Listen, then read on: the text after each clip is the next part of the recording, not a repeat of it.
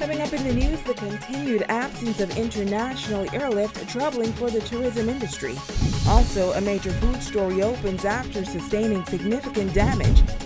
And Grand Bahama residents chime in on the staggering unemployment numbers. The Bahamas Tonight, the Northern Edition starts now.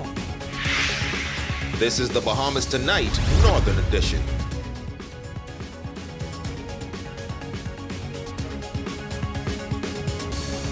This is the Bahamas Tonight, the Northern Edition. Good evening all, I'm Shashina Wolf-Parkinson.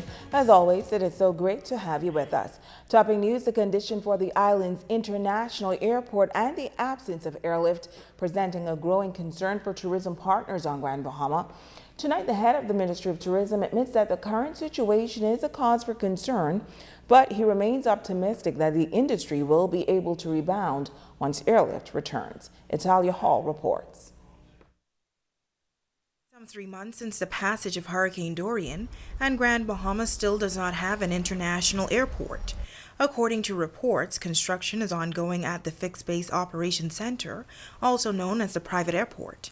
Now, General Manager at the Ministry of Tourism in Grand Bahama, Stephen Johnson, says the original opening date for the airport was set for November 15th, but there were some setbacks. Also, I know they had some equipment, ordering equipment in, and so again, this is Hutchinson and the Grand Bahama Island Port Authority are the ones that own the airport right now. I know the minister has been in conversation with them. He says the ministry is now waiting for reports from Hutchison Whampoa. It's a little impact right now with American Airlines and Delta and other international carriers out, but we hope to have the situation rectified soon. I know that they're in the process of trying to put in the perimeter fence for a safety measurement for the airlines, and so we're working diligently to try and get things up and running smooth as fast as possible. But he admits that it is troubling that the airport is not up and running 3 months after the storm, and notes that it is affecting the tourism product on Grand Bahama. Right now we are, thank God for the cruise ships. You can see Carnival right in the back of us.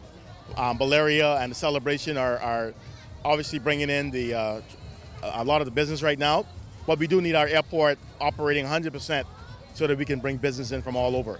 Johnson says all of the airlines are expected to return once the airport is open, and he adds that there are aggressive plans in place for 2020 to boost tourism numbers. Sports tourism is going to drive this island for business.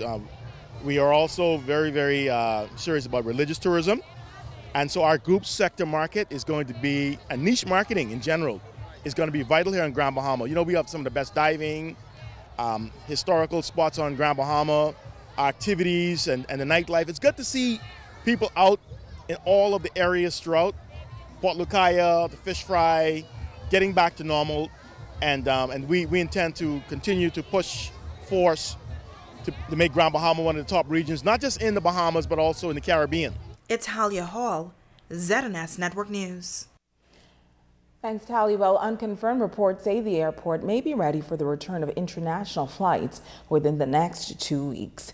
Switching gears now, we have reaction tonight to the escalating unemployment numbers here on Grand Bahama.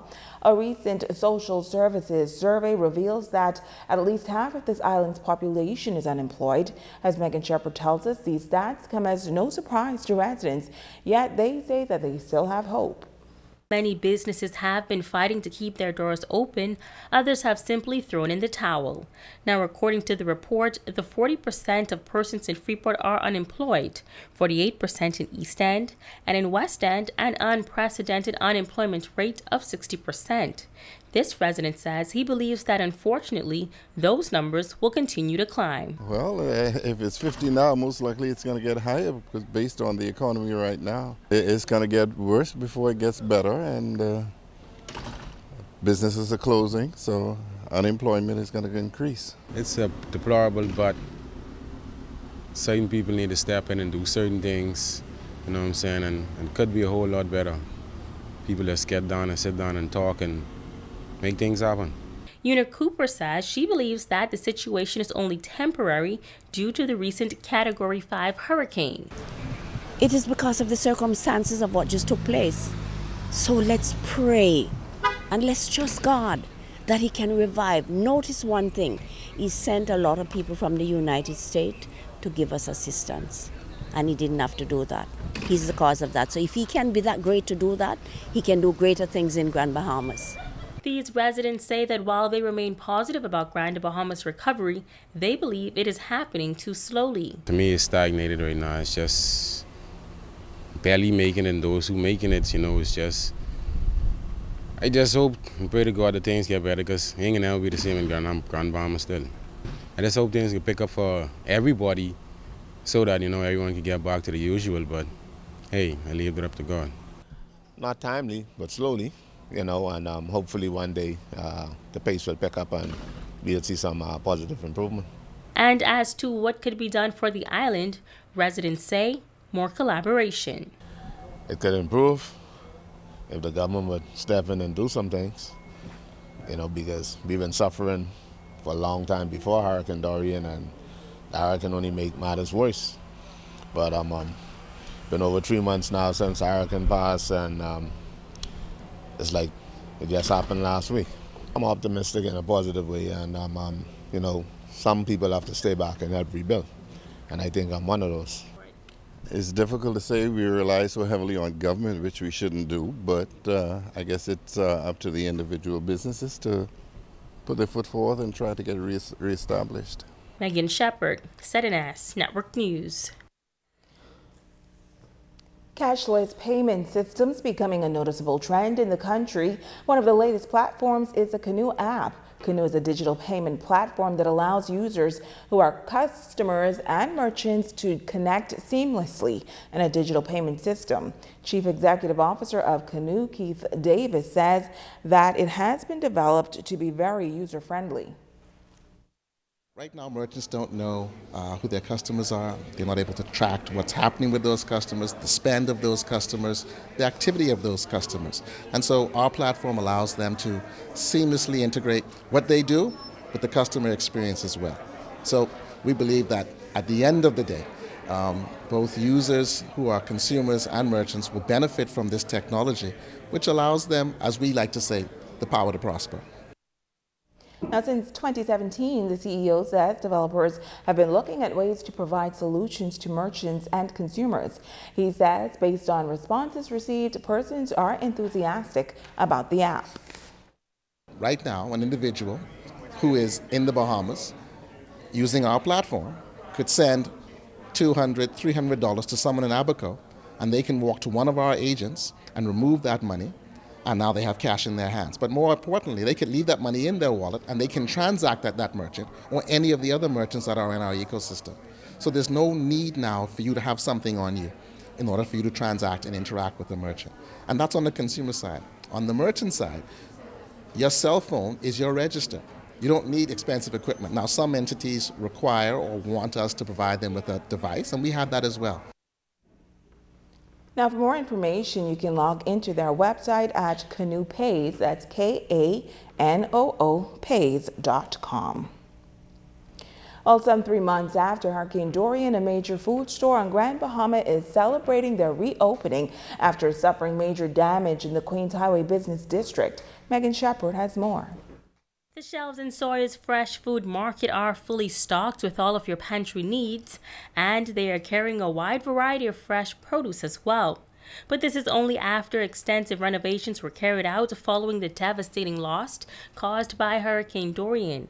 Consultant Nico Grant says that following the hurricane, the company sprung into action. We had a wonderful team of employees and contractors that worked almost around the clock to ensure that we were open on the December 2nd.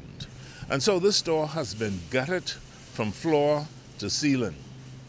It was sanitized by a professional firm. Everything you see in here, it's brand new. The casings, the flooring, the caches. And let me emphasize that one of the complaints, we were always pleased to provide quality products at affordable prices. But the complaint was that customers were taking too long to get out of the store. And so we've increased the lanes from 4 to 7, plus 2 express lanes. And so we are moving customers out as they come in. Grant says that they have revamped the physical layout of the store, and they have also implemented 2 new slogans. You can see as you enter, it's a new day. That slogan was created by Mrs. Sandy Sawyer, the CEO and president. Across the way is your satisfaction, our passion. We had a competition among our staff members because we wanted them to be involved in every phase of the new day. And so a talented customer service personnel created that slogan, and we will live up to that. He adds that not only are they committed to providing quality products, but the CEO has committed to the development of their employees. Your satisfaction is our passion. And as customers come in, they will see that demonstrated. We went through an extensive training program, and the president has mandated that as we move forward, 10 hours per employee per month will be devoted to training. In the coming months, Grant says that consumers can expect more product offerings. That Sawyer's is here to stay, and that as we move forward, customers could expect additional products. We've added a lot of products to our present inventory, including national brands. Megan Shepard, ZNS Network News. A Bahamian female professional among those chosen to represent Grand Bahama at a prestigious program for women sponsored by the U.S. Department of State. The entrepreneur and community builder participated in the International Visitor Leadership Program, where she had the opportunity to visit 4 cities in the U.S. and network with other women in leadership from around the world. Jamila Mizik reports. Raquel Bannaby Hart is the personal assistant to the Minister of State for Grand Bahama, an entrepreneur, and a community builder. She attributes her drive from both parents, who were also entrepreneurs and community builders. In coming into Grand Bahama, post Hurricane Francis and Jane, I noted for a little while that businesses were not reopening. And so that entrepreneurial spirit kind of kicked in. And I have since been on that journey and quest in working with small business owners, entrepreneurs, persons who have a passion and a dream to do great things and perhaps just don't know how, looking for support. And so I see the two tying in together as being an entrepreneur and a community builder, because as we build small businesses, it's just not a business. You're building families, you're building communities, because these small businesses reside in communities where the children play, where mothers and fathers are at. Raquel is also an empowerment speaker. To her surprise, she was selected to participate in the U.S. Department of State's International Visitor Leadership Program focused on technical entrepreneurship and empowerment of women and girls, a program she says she was privileged to be a part. Usually the IVLP program is done in a group. Because of my diverse background and experiences, they actually customized the program specifically just for me, so it was an individual program first and foremost. The 4 states that I had the opportunity to visit were Washington, D.C., New York, Helena, and Bozeman in Montana. Now, the purpose of my visit, it really was to create linkages and dialogue as it relates to technical entrepreneurship as well as empowerment of women and girls. The mother of one says she's all about the social and economic development of women in the country, and during the IVLP, she had the opportunity to network with other leading women. As we know, we do have a marginalized group, and women is considered in that marginalized group, but even breaking that down further, we have a number of single women in our community, and it has its social impact. And so we now have to figure, how do we bridge that divide in getting them to be actively involved as a part of the economic fiber that is so vibrant in our communities. She says she hopes to incorporate some of the ideas discussed on the trip into pilot programs here in Grand Bahama. She's also been working with the Grand Bahama Women's Investment Group, designed to invest in other women-owned and led businesses. I think coming out of the entire trip, it's an opportunity we are actually seeing, because sometimes you go on these types of programs and then it's what's next, what comes out of it.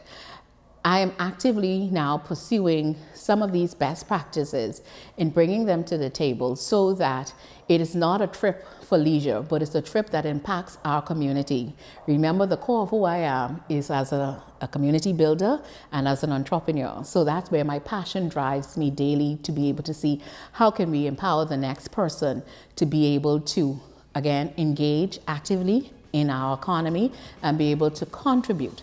Jamila Mizik, ZNS Network News. Way to go, Raquel. Stay with us. The Bahamas Tonight, the Northern Edition, continues right after this.